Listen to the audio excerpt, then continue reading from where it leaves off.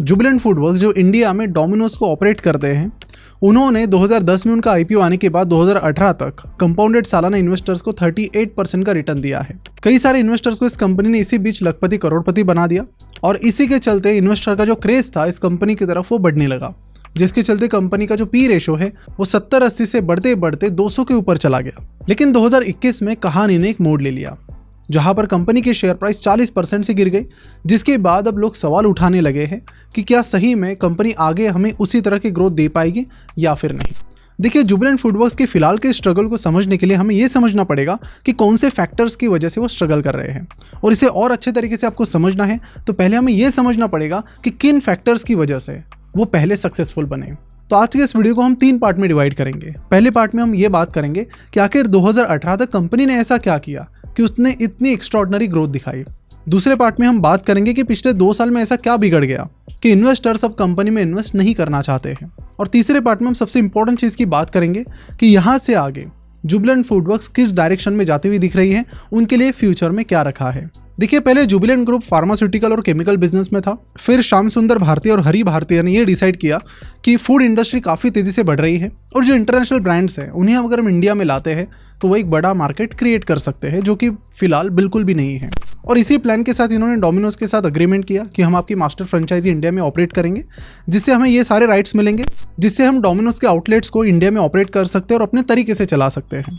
तो इस तरह 1995 में उन्होंने कंपनी को इनकॉर्पोरेट किया और इस तरह 1996 में डोमिनोज पिज्ज़ा पहली बार इंडिया में आया। दिल्ली में उनका पहला आउटलेट खुला। पहला आउटलेट खुलने के बाद जो शुरुआती रिस्पॉन्स था वो उतना खास नहीं था, लेकिन धीरे धीरे उन्होंने मार्केट को यहाँ पर क्रिएट किया। उनके पास ऑलरेडी अवेलेबल मार्केट तो नहीं था कि उसमें से शेयर वो कैप्चर करें। उनके पास एक ही ऑप्शन था कि मार्केट बनाना, और उसी पर उन्होंने फोकस किया और अगले 9 सालों में उन्होंने 128 आउटलेट्स खोल दिए। लेकिन ये 128 आउटलेट खोलने के बाद कहीं ना कहीं इनकी जो ग्रोथ थी वो धीरे धीरे थम सी रही थी। तभी इन्होंने सोचा कि ऐसा कुछ हमें करना होगा जिससे ये ग्रोथ फिर से बहुत फास्ट ट्रैक पे आए, और यहीं पर इन्होंने एक बहुत बड़ा डिसीजन लिया अजय कौल को कंपनी के सीईओ बनाने का। ये अजय कौल पहले हिंदुस्तान यूनिलीवर में काम करते थे और बाद में यहाँ पर आए। अब यहाँ पर जो भारतीय ब्रदर्स की जो बेट थी वो बहुत सही साबित निकली। अजय कौल के आते ही अजय कौल ने 2007 में एक ऐसा डिसीजन लिया जिससे डोमिनोज का फ्यूचर ही चेंज हो गया। अजय कौल ने 2007 में 30 मिनट्स डिलीवरी और फ्री ये कैंपेन शुरू किया। इस कैंपेन के पीछे का लॉजिक ये था कि हम 4 मिनट में डॉ स्ट्रेचिंग, सॉसिंग, चीजिंग और टॉपिंग करेंगे, 6 मिनट में उसकी बेकिंग करेंगे, 5 मिनट में कटिंग और उसकी पैकिंग करेंगे और 8 मिनट में उसको डिलीवर करेंगे, क्योंकि इनका प्लान था कि 8 किलोमीटर की रेडियस में हम डिलीवर करेंगे। ऊपर से बचे जो 7 मिनट है वो अनएक्सपेक्टेड ट्रैफिक के लिए इन्होंने रिजर्व रखे।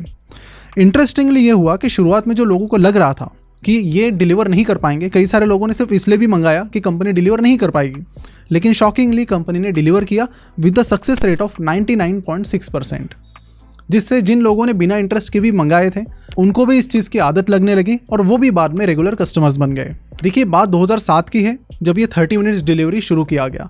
आप समझ सकते कि टेक्नोलॉजी उस टाइम उतनी एडवांस नहीं थी जितनी अभी है, इसलिए ऑफकोर्स उसमें भी कई सारे स्ट्रगल आए। लेकिन आप समझ सकते कि किस तरह का ऑपरेशनल एक्सेलेंस कंपनी ने दिखाया under the leadership of Ajay Kaul, वो भी साल 2007 में। और उनके इसी क्रेजी एग्जीक्यूशन का फायदा ये हुआ कि कंपनी के जो स्टोर्स हैं वो 128 से लगभग 1000 के करीब चले गए।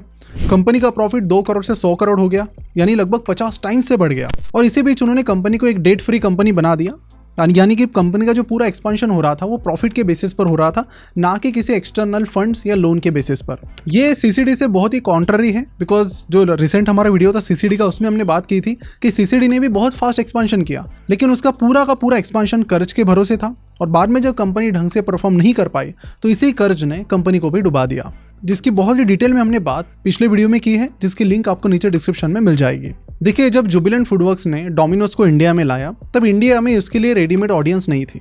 ये एक ऐसा प्रोडक्ट है जो इंडिया में जनरली कंज्यूम नहीं किया जाता था। अब उसको मेन स्ट्रीम में लाना सबसे बड़ा चैलेंज था, जो अजय कौल ने काफ़ी अच्छे तरीके से किया और इसी के चलते कंपनी ने बहुत ही फास्ट ग्रोथ भी दिखाई। लेकिन ये ग्रोथ 2012 के बाद धीरे धीरे कम होती हुई दिखाई दी। अजय कौल का जो करिश्मा था वो भी धीरे धीरे कम हो रहा था और इसी के चलते कंपनी की मार्जिन्स कम होने लगी, कंपनी का प्रॉफिट भी कम होने लगा। जहां पर कंपनी का प्रॉफिट 2012 में 103 करोड़ था, वो अगले 5 साल में भी उतना ही रहा, जिसमें 0% की ग्रोथ हुई। और इसी बीच अजय कौल ने 2016 में कंपनी से रिजाइन कर दिया। अब यहाँ पर कंपनी एक भयंकर प्रॉब्लम में थी, जिसी तरह की प्रॉब्लम आज भी कंपनी फेस कर रही है। लेकिन फिर 2017 में ऐसा क्या हुआ कि फिर से कंपनी का बहुत ज़बरदस्त टर्न अराउंड हुआ और ये टर्न अराउंड हो पाया एक शख्स की वजह से जिनका नाम था प्रतीक पोटा। अब प्रतीक पोटा की बात करें तो ये पहले HUL में काम करते थे, उसके बाद इन्होंने पेप्सिको में सेल्स हेड की भूमिका निभाई और निम्बूज को लॉन्च करने में इनका एक बहुत बड़ा रोल था। और फिर माउंटेन ड्यू को भी इन्होंने ही रिलॉन्च किया विद आइकॉनिक मार्केटिंग कैंपेन डर के आगे जीत है, जो आज भी चलता है और ये कैंपेन इन्होंने ही लाया था। अब 2017 में इनको बनाया गया जुबिलेंट फूडवर्क्स का CEO। अब CEO बनने के बाद एक चीज़ तो बड़ी क्लियर थी कि कंपनी बहुत बड़े प्रॉब्लम में फंसी है, यहाँ से उसको टर्न अराउंड करना है तो काफ़ी कुछ नई चीज़ें करनी पड़ेगी जो शायद अभी तक नहीं की गई हो, और उसी पर प्रतीक पोटा ने फोकस किया। और साथ ही उन्होंने ये भी चीज़ें देखी कि ऐसे कौन से फैक्टर्स हैं जो कंपनी को नीचे की तरफ लेके जा रहे हैं, और उसमें से एक फैक्टर था डंकिन डोनट्स। 2012 में उन्होंने डंकिन डोनट्स के साथ भी अग्रीमेंट किया और उनकी मास्टर फ्रेंचाइज वो इंडिया में चलाने लगे, लेकिन वो कुछ सही तरीके से नहीं चल पाई। अब डंकिन डोनट्स की वजह से कंपनी को सालाना 20 से 30 करोड़ के लॉसेस हो रहे थे, और इसीलिए सबसे चीज़ प्रतीक पोटा ने ये की कि इनके जो 71 स्टोर्स थे डंकिन डोनट के उनको कम करके 24 पर लाए। और उसके बाद एक मेजर फैक्टर था इनके एक्सपेंसेस में, वो था कि रेस्टोरेंट की रेंटल कॉस्ट। तो इन्होंने रेंटल कॉस्ट के लिए जो लैंडलॉर्ड्स थे वहाँ के, उनसे रिनेगोशिएट किया कि आप हमें कम रेट में दे दो, और जहाँ जहाँ पर हो सके वहाँ पर जो पहले 1200 स्क्वायर फीट के आउटलेट्स थे उनको 600 स्क्वायर फीट का कर दिया। अब देखिए, अब 1200 स्क्वायर फीट का आउटलेट 600 स्क्वायर फीट का कर रहे हैं तो प्रॉब्लम ये हो सकती है कि जो आने वाले लोग हैं शायद उनको बैठने के लिए जगह ना मिले, तो आपका बिजनेस भी खराब हो सकता है। और इसीलिए इन्होंने क्या किया कि जो कई सारे नए आउटलेट्स हैं वो मेन रोड पे या फिर चौराहे पे ना लगाते हुए उनको थोड़ा अंदर ले लिया, और फोकस ये किया कि कैसे ज़्यादा से ज़्यादा ऑर्डर्स ऑनलाइन आए ताकि वो डिलीवर करके उस ऑर्डर को पहुंचा सके जो उनके लिए ज़्यादा प्रॉफिटेबल है, ज़्यादा सेंस बनाता है कंपेयर टू कि लोग वहाँ पर आके पिज्ज़ा खाए। यहाँ पर उनके लिए पर ऑर्डर सिटिंग कॉस्ट ज़्यादा था कंपेयर टू ऑनलाइन डिलीवरी। अब इस चीज़ के बाद कंपनी को बिल्कुल भी ज़रूरत नहीं थी कि वो किसी प्रीमियम एरिया में, अच्छे एरिया में या सिटी के किसी अच्छे कॉर्नर में डोमिनोज पिज़्ज़ा का आउटलेट शुरू करें, और इसकी वजह से उनकी कॉस्ट भी काफ़ी सारी सेव हो गई। दूसरी इंपॉर्टेंट चीज़ उनको ये पता थी कि जो मेट्रो सिटीज़ है वहाँ पर जो आउटलेट है उस आउटलेट का जो सेल्स है वो एक टाइम पे पीक पर चला जाएगा, उसके बाद बढ़ना बहुत मुश्किल हो जाएगा। इसलिए उन्होंने फोकस करना शुरू किया Tier 2 और Tier 3 सिटी पर, क्योंकि उनको पता था कि इंडिया में बहुत ज़्यादा यंग जनरेशन है और यंग जनरेशन की चॉइसेस फास्ट फूड की तरफ बहुत तेज़ी से बढ़ रही है। अगर मैं अपने होम टाउन मलकापुर की ही बात करूं तो यहाँ पर 5 साल पहले एक भी पिज्ज़ा या बर्गर का शॉप नहीं था, अभी 5 से 6 खुल गए हैं, और जोमेटो आने के बाद तो वो तो और फ्लॉरिश हो गए हैं। और इसी एग्जिस्टिंग मार्केट में जब यहाँ पर अगर डोमिनोज आता है तो पूरा मार्केट खा लेगा और रेडीमेड मार्केट उससे बना बनाया मिल जाएगा। और फिर वर्क फ्रॉम होम के बाद कई सारे लोग जो मेट्रो सिटीज़ की सैलरी ले रहे हैं और खर्चा Tier 2 Tier 3 में कर रहे हैं, उनकी सेविंग्स भी ज़्यादा है और स्पेंडिंग पावर भी उनके पास है, जो Tier 2 Tier 3 में रह के भी अच्छी खासी स्पेंडिंग कर सकते हैं। तो यंग जनरेशन की बदलती हुई फूड चॉइसेस और Tier 2 Tier 3 लोगों का जो स्पेंडिंग है फूड पर या बाकी चीज़ों पर वो भी बढ़ रहा है, और इन दोनों चीज़ों पर कैपिटलाइज करने के लिए इन्होंने Tier 2 और Tier 3 पर फोकस करना शुरू कर दिया। यहाँ पर इन्होंने छोटी छोटी चीज़ों पर भी काम किया ताकि कॉस्ट बच सके। जैसे कि प्रतीक पोटा पहले पेप्सिको में काम करते थे, तो उन्होंने क्या किया कि पहले डोमिनोज पिज़्ज़ा कोका कोला के साथ काम करती थी, वो डील उन्होंने तोड़कर पेप्सिको के साथ जुबिलेंट को जो फेवरेबल टर्म्स है उस बेसिस पर, उन टर्म्स पर उन्होंने पेप्सिको के साथ नई डील की, जिसका फ़ायदा कंपनी को आने वाले टाइम में अगेन हुआ। तो ये जो छोटी छोटी चीज़ें हैं उन पर फोकस करके इन्होंने कंपनी के फाइनेंशियल्स को पूरी तरह से बदल दिया। जैसे कि कंपनी का नेट प्रॉफिट मार्जिन 3.5% से 9.5% पर चला गया और EBITDA मार्जिन भी लगभग 100% से बढ़ गया। तो इन सारी चीज़ों की वजह से प्रतीक पोटा के आने के बाद कंपनी का रेवेन्यू कंपाउंडेड सालाना 11% से बढ़ा, प्रॉफिट कंपाउंडेड सालाना 48% से, और शेयर प्राइस कंपाउंडेड सालाना 51% से बढ़ गई। इन्वेस्टर्स मानो माला माल हो गए। सारी चीज़ें कंपनी के फेवर में चली रही थी, तभी प्रतीक पोटा ने कंपनी से रिज़ाइन कर दिया। और फिर मार्च 2022 में जब कंपनी ने उनका जो रेजिग्नेशन में एक्सेप्ट किया, उसके बाद कंपनी की शेयर प्राइस लगभग 8% से गिर गई।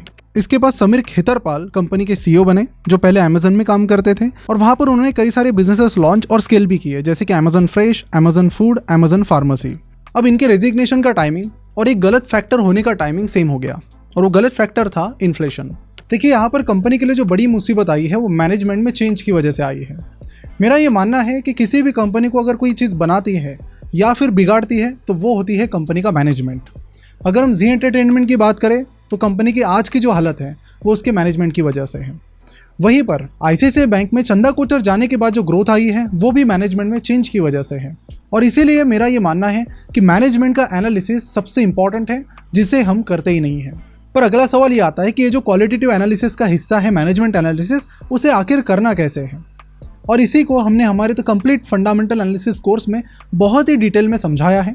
जिससे आप किसी भी कंपनी के मैनेजमेंट को परख सकते हैं और उनका क्रिटिकल एनालिसिस भी कर सकते हैं। ये सारी चीज़ें हमने इतनी आसान भाषा में समझाई है कि कोई बिगिनर भी उस चीज़ को आसानी से कर सकता है और ये पता कर सकता है कि कंपनी का मैनेजमेंट सही है या फिर नहीं। इस कोर्स की फिलहाल प्री बुकिंग चल रही है, जिसमें आपको 5000 रुपीज़ का ये कोर्स 1947 रुपीज़ में मिल रहा है। आपको बता दूं कि इस प्री सेल ऑफर के बाद आपको कभी भी ये कोर्स इस प्राइस में नहीं मिलेगा। बहुत ही सिंपल, आसान भाषा में और हिंदी में हमने इस कोर्स को बनाया है, जिसका एक्सेस आपको लाइफ टाइम के लिए मिलेगा और लॉन्च के बाद इसका 1 ईयर का ही एक्सेस आपको मिलेगा। और इस कोर्स में हमने सिर्फ मैनेजमेंट एनालिसिस नहीं बल्कि फॉरेंसिक एनालिसिस, फाइनेंशियल स्टेटमेंट्स का डिटेल्ड एनालिसिस, प्रोडक्ट एनालिसिस, ये सारी चीज़ें कवर की है। तो आज इस कोर्स को बुक करके इस ऑफर का फ़ायदा लीजिए। अब देखिए, डोमिनोज को पिज़्ज़ा बनाने के लिए जितना भी रॉ मटेरियल लगता है उसका 36% रॉ मटेरियल सिर्फ चीज़ के फॉर्म में आता है। चीज़ बनता है मिल्क से, जहाँ पर हम देख रहे हैं कि इन्फ्लेशन बढ़ रहा है 7 to 8% से। वही पिछले कुछ सालों में दूध की जो प्राइस है वो सालाना 12% से बढ़ रही है। तो अचानक से जब आपके रॉ मटेरियल की प्राइस इतनी ज़्यादा बढ़ जाती है तो ऑफकोर्स कंपनी के फाइनेंशियल्स पर भी उसका असर दिखने मिल जाता है। और इसके चलते हुआ ये कि कंपनी के एक्सपेंसेस बढ़ने लगे हैं और कंपनी की मार्जिन्स फिर से हिट होने लगी है। आप देख सकते हैं कि पिछले 6 से 7 क्वार्टर में हर क्वार्टर में कंपनी की जो ग्रॉस मार्जिन है वो कम ही हो रही है। अब दूसरा पॉइंट ये था कि क्योंकि प्रतीक पोटा ने बहुत एक्स्ट्राऑर्डिनरी रिजल्ट्स दिए, जिसके चलते शेयर प्राइस भी बढ़ी, तो ऑफकोर्स इन्वेस्टर्स का इंटरेस्ट ये था कि ये ऐसा शेयर है जिसके लिए आपको वैल्यूएशन देखने की ज़रूरत नहीं है। आप कभी भी इस शेयर को खरीद लीजिए, आपका पैसा ही बनेगा। और इसी मेंटालिटी से लोगों ने इस कंपनी के शेयर्स खरीदे, जिसके चलते कंपनी का पी रेशो 70-80 से चला गया 200 के भी ऊपर। लेकिन जब पोटा ने रिज़ाइन कर दिया है और साथ ही कंपनी इन्फ्लेशनरी प्रॉब्लम फेस कर रही है और बड़े बड़े चैलेंजेस फेस कर रही है, जहाँ पर ग्रोथ भी कंपनी की कम हो गई है, तो ऐसे में सवाल आता है कि जो वैल्यूएशन कंपनी मांग रही है क्या वो सस्टेनेबल है या नहीं। इसी के चलते कंपनी की शेयर प्राइस पिछले कुछ टाइम में बहुत गिरी, 40% से ज़्यादा गिरी और जो पी रेशो 200 के ऊपर था वो अभी 100 के करीब आ चुका है। तो यहाँ पर सबसे बड़ा चैलेंज मिस्टर खेतरपाल के सामने ये है कि जो वैल्यूएशन कंपनी मांग रही है, अगर वो आपको मेंटेन रखना है तो उसके लिए आपको परफॉर्मेंस बहुत क्रेजी देनी पड़ेगी। आपको कम से कम 30% की सालाना ग्रोथ देनी पड़ेगी, तभी वो वैल्यूएशन सस्टेन कर पाएगा। अदरवाइज उस वैल्यूएशन को और कम होने में टाइम नहीं लगेगा। वही अगर हम कंपनी के बिजनेस के बारे में बात करें तो फ्यूचर में कंपनी के पास अभी भी बहुत ज़्यादा पोटेंशियल है। ज़्यादातर टियर 2 टियर 3 में अभी भी कंपनी की प्रेजेंस नहीं है, जो बहुत बड़ा मार्केट हो सकती है। इंडिया की जो यंग जनरेशन है, जो मीडियन एज है इंडिया का, वो 28 है, चाइना का 37 है, यूएस का 38 है। और अगर आप यंग जनरेशन की फूड चॉइसेस को ऑब्जर्व करते हैं तो बाहर खाना ज़्यादा पसंद करते हैं। ये एक एज वाइज टेबल है, ये बताता है कि इंडिया में जो 18 to 24 के लोग हैं वो बाहर खाना ज़्यादा पसंद करते हैं। और उसमें भी अगर आप सब कैटेगराइज करते हैं कि वो क्या खाते हैं, तो फास्ट फूड उनकी पहली प्रेफरेंस है। अब इस चीज़ का फ़ायदा डोमिनोज पिज़्ज़ा को 100% होगा, फिर चाहे मैनेजमेंट कोई भी हो, क्योंकि उनके जो टेस्ट है वो बाकी पिज़्ज़ा कंपनी से बहुत बेहतर है। ऐसा बहुत सारे लोगों को लगता है, इसीलिए उन्होंने पिज़्ज़ा हट और बाकी लोगों को काफ़ी पीछे छोड़ दिया अपने टेस्ट की कंसिस्टेंसी के बेसिस पर। तो अभी एज एन इन्वेस्टर हमारे लिए ये समझना सबसे इंपॉर्टेंट है फिलहाल कि आपको ये ट्रैक करना पड़ेगा कि क्वार्टरली बेसिस पर कितने आउटलेट्स ऐड हो रहे हैं, फर्स्ट थिंग। सेकेंड चीज़, ग्रॉस मार्जिन कम हो रही है या फिर बढ़ रही है, क्योंकि वो पिछले 6 क्वार्टर से कम ही हो रही है। थर्ड चीज़, जो नेट प्रॉफिट है वो क्वार्टर ऑन क्वार्टर बढ़ रहा है या फिर नहीं, और जो पर स्टोर सेल है उसमें किस तरह से इजाफा हो रहा है। ये अगर 4 फैक्टर्स आप देखते हैं तो इससे आपको मैनेजमेंट की परफॉर्मेंस जज करने में काफ़ी मदद होगी और इससे आपको ये भी पता चलेगा कि सही में नया मैनेजमेंट प्रतीक पोटा की तरह ही अच्छा कर रहा है या फिर नहीं। तो ये था हमारा जुबिलेंट फूडवर्क्स का कंप्लीट एनालिसिस। आने वाले समय में हम IRCTC और CDSL का भी इसी प्रकार एनालिसिस करने वाले हैं। और पिछले हफ्ते हमने डीमार्ट की बात की थी, उसका वीडियो आप यहाँ पर क्लिक करके देख सकते हैं। और उन आने वाले वीडियोस को मिस ना करने के लिए चैनल को जरूर सब्सक्राइब कीजिए और बेल आइकन पर भी जरूर दबाइए। और जुबिलेंट फूडवर्क्स के आप अगर इन्वेस्टर हैं तो आपको क्या लगता है कंपनी के फ्यूचर के बारे में और मिस्टर खेतरपाल के बारे में, नीचे कमेंट करके ज़रूर बताइए। मिलते हैं अगली वीडियो में। Thank you.